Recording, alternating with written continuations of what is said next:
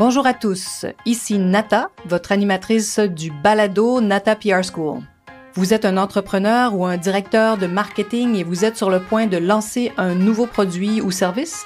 Ou vous vendez vos produits depuis un bon moment déjà, mais vous souhaitez savoir comment augmenter votre visibilité, vous faire connaître et toucher plus de clients? Chez Nata PR, nous traitons tous les jours avec de vrais clients et nous vous enseignons des solutions RP faciles, amusantes et honnêtes. Vous apprendrez ici les étapes simples pour combiner la force des relations publiques aux médias sociaux dès maintenant. Suivez-nous.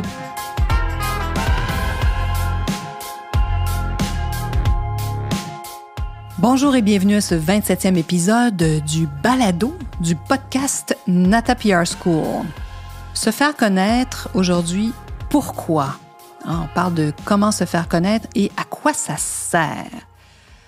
En ce moment, à l'agence, nous sommes en train de développer une offre de service. Il y a une entreprise qui nous a contactés dans le domaine du chocolat et qui se rend compte qu'elle a besoin de se faire connaître. Alors, c'est une entreprise qui est en activité depuis de nombreuses années, qui encore aujourd'hui fonctionne de manière très traditionnelle. Ça veut dire qu'ils ont très peu développé le web. Donc, ils ont leur équipe de vendeurs qui vont rencontrer des entreprises, des magasins, des endroits où leurs produits peuvent être mis sur des tablettes et présentés à leurs clients. Donc, un système de vente vraiment très traditionnel. Et même s'ils arrivent à avoir de très belles quantités de ventes, ben là, le problème arrive. C'est-à-dire que, comme ils se sont appuyés toujours sur ce système traditionnel, les produits demeurent sur les tablettes. Et ça, c'est extrêmement dangereux pour une entreprise parce que qu'est-ce que vous pensez qui va arriver? C'est possible que la prochaine fois que leur équipe de vente va aller présenter des nouveautés, ben, les commandes vont diminuer. Et peut-être qu'il n'y aura pas de commandes parce que cette marque n'est pas connue des consommateurs. Alors, vous voyez comment c'est important de construire, de bâtir une marque, de construire sa notoriété. Alors, je soupçonne que ce client qui est venu vers nous, là, c'est urgent, il veut se faire connaître là, demain matin. Je soupçonne que ça fait certainement plusieurs mois que ces ventes ne sont pas renouvelées. Peut-être même plusieurs années que cette entreprise perd des parts de marché et elle se rend compte qu'elle doit se faire connaître de ses clients maintenant. Sinon, les acheteurs, la prochaine fois que son équipe de vente va aller rencontrer les grands magasins, ben, il y a des bonnes chances qu'ils choisissent d'autres marques parce que dans le domaine du chocolat, il y en a plusieurs. La place est prise, et c'est très rare aujourd'hui qu'une entreprise lance un produit et qu'elle se retrouve toute seule dans un créneau. C'est pas très fréquent, c'est plutôt même exceptionnel. Alors imaginez vos équipes de vendeurs présentent vos magnifiques produits pour Pâques, pour Noël, pour la fête des mères et les commandes sont en chute libre et diminuent.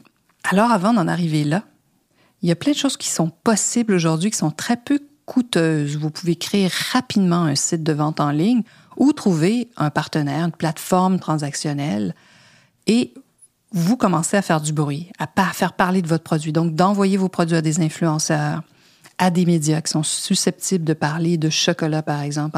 Je vous en parle depuis plusieurs podcasts. Faites des recherches sur Google. Allez voir qui parle de vos compétiteurs. Que font-ils, vos compétiteurs? Allez voir ce qu'ils font. Et faites comme eux.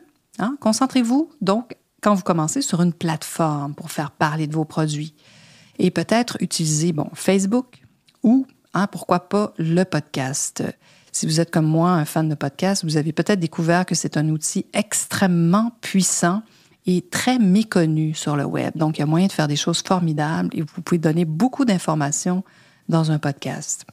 Sachez que vos clients qui sont les acheteurs vont s'intéresser encore plus à vous et vont prendre le risque de vous ajouter sur leur tablette, surtout s'ils entendent parler de vous, autrement que votre plan que vous leur présentez. Mais s'ils voient des choses sur les médias sociaux et ils entendent parler de vous à la télé, à la radio, même dans les médias traditionnels, c'est sûr que ça a un impact énorme. Mais si tout ça n'est pas mis en place dès peut-être le début du lancement de vos produits, il y a du rattrapage à faire. Il faut savoir qu'il faut donc investir dans vos ventes. C'est ce que ça veut dire, investir dans les ventes. Puis ça demande un investissement, bien sûr, budgétaire, mais aussi des ressources allouées pour faire la promotion. Ça prend un humain derrière tout ça, qui pourrait être en contact peut-être avec une agence comme la nôtre, qui pourra s'occuper de vos médias sociaux, donc de créer du contenu. Ça prend des images aujourd'hui. Alors, vous le savez, vos clients, vos consommateurs commandent beaucoup en ligne. Depuis la pandémie maintenant, si vous n'êtes pas disponible en ligne, ça peut être dramatique et même très risqué pour votre entreprise. Alors, pour commencer à se faire connaître, il n'y a rien de mieux que de combiner les médias sociaux avec les relations publiques.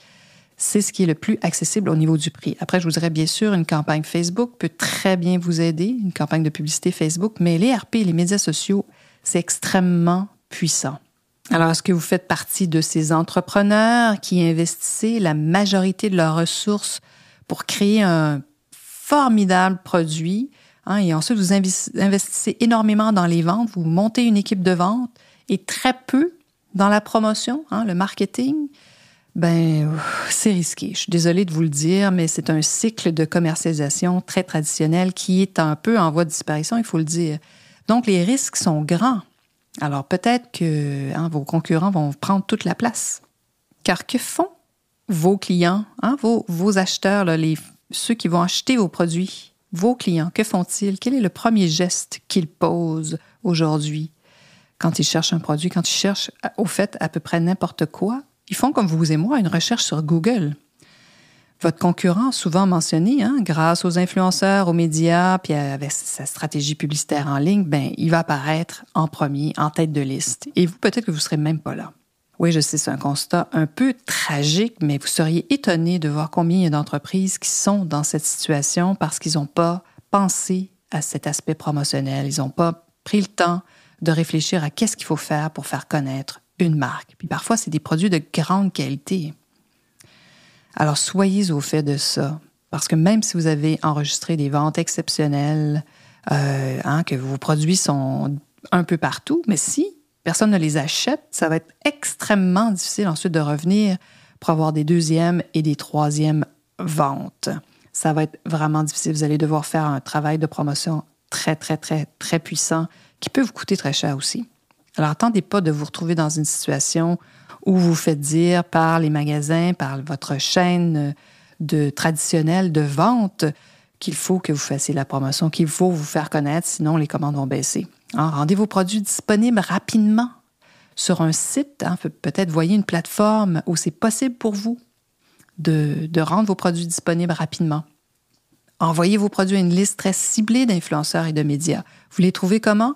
Allez voir ce que vos compétiteurs font quand on parle d'eux. Qui parle d'eux? Qui parle de chocolat dans votre marché? Qui sont les influenceurs qui en parlent? Qui sont les journalistes? Et c'est à eux que vous devez vous adresser. Puis concentrez-vous, comme je vous le disais, vraiment sur une plateforme pour vraiment diffuser de l'information. À l'agence, ça fait 20 ans qu'on fait ce travail. Donc, comme vous pouvez vous imaginer, on en connaît un bout sur la façon de faire connaître des marques, les rendre les plus visibles. Comment on fait pour joindre les clients? Et il y a toutes sortes de techniques. Donc, vous avez plein d'informations ici. Je vous donne aussi encore plus d'informations gratuites dans le podcast, des astuces. Alors, donc, allez-y, écoutez les précédents podcasts. On vous donne plein de pistes et plein d'idées. Et si vous avez envie d'aller encore plus vite, vous avez un budget que vous pouvez allouer, vous avez envie de travailler avec nous, contactez-nous, ça va nous faire plaisir d'analyser votre situation et de vous dire vraiment en toute honnêteté si on peut vous aider, comment on peut vous aider. Alors voilà, inscrivez-vous sur nos listes et puis j'espère que vous allez apprendre 2 ou 3 choses en continuant d'écouter ce podcast et que vous allez avoir envie d'apprivoiser cet aspect du marketing qui est de se faire connaître. Ça peut sembler compliqué, mais ça reste simple. C'est un travail, bien sûr, qu'il faut mettre en place, comme toute activité dans votre entreprise. Alors, n'hésitez pas, contactez-nous si vous avez envie d'en savoir plus et à la semaine prochaine. Vous êtes curieux et souhaitez en savoir plus sur comment implanter des stratégies de relations publiques? Rendez-vous sur natapr.com et inscrivez-vous sur notre liste. Vous recevrez le modèle NataPR pour créer une campagne RP réussie. Et si vous souhaitez devenir client, contactez-nous à nata@natapr.com. Nous attendons vos commentaires. À la semaine prochaine!